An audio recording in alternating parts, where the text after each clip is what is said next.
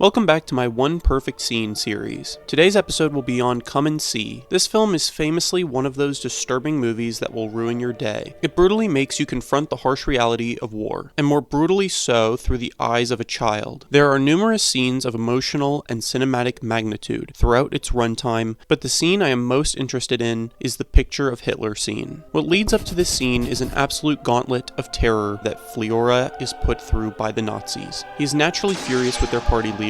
Their actions have led to Fliora losing everything. Their family, their innocence. Filled with rage, he blasts away at the picture of Hitler. Then what happens next is truly fascinating. The screen fills with reversing footage of rubble turning to buildings, of planes flying backwards, of people becoming undead. This is when the message of the scene, and possibly the entire movie, become clear to me. Here Fliora sees the action of killing Hitler to be just, that destroying one man and his identity would undo the actions of the war, to go back before Hitler came to his uprising and to kill him. But the reversed footage doesn't stop at the beginning of the war. It keeps going, back before Hitler was in politics, before he was a schoolboy, and it stops when he was a baby being held in his mother's arms. Along with the footage stopping, Fliora's shooting stops. Text enters the frame. 628 Belarusian villages were burned to the ground, with all their inhabitants. Even being reminded of this fact, we then see Fliora put away his gun and join up with the soldiers. Along with showing us the horrible truth of reality, the film manages to show mercy. Mercy for baby Hitler. Why? Because the violence would no longer be in self-defense. It would morph into revenge. The scene makes a point to distinguish between these kinds of violence, because violence, when solely reactionary, only leads to the kinds of ideologies that Hitler fought for, toward more fascism. And violence, motivated and educated by vengeance, rather than a necessity for liberation, only leads to a maintenance of that lack of liberation. To kill baby Hitler in this hypothetical scenario ignores the situation in Germany that led him to gain power to begin with, and it takes similar leaps in logic to how Hitler managed to twist and contort socialism. Hitler understood the wealth disparity within Germany, but he did not seek to remove it or to free the proletariat at all. He gave a call to action that missed the intent of revolution. Don't believe me? To learn the difference between socialist socialism and Hitler socialism, one must look no further than the man himself. Hitler said, "Communism is not socialism. Marxism is not socialism. Marxians have stolen the term and confused its meaning. I shall take socialism away from the socialists." He muddled these forms of ideologies by seeing suffering around him and guiding the anger of those suffering to a means that confuses the necessity for violence and whom it is to be directed toward. Come and See does not urge against all forms of violence. Instead, it urges against the kinds of misguided reactionary violence that, when spread, can lead to more Belarusian villages being burnt to the ground. We can learn from the actions of this child, as children are the purest embodiment of empathy. They are our way forward, and as such,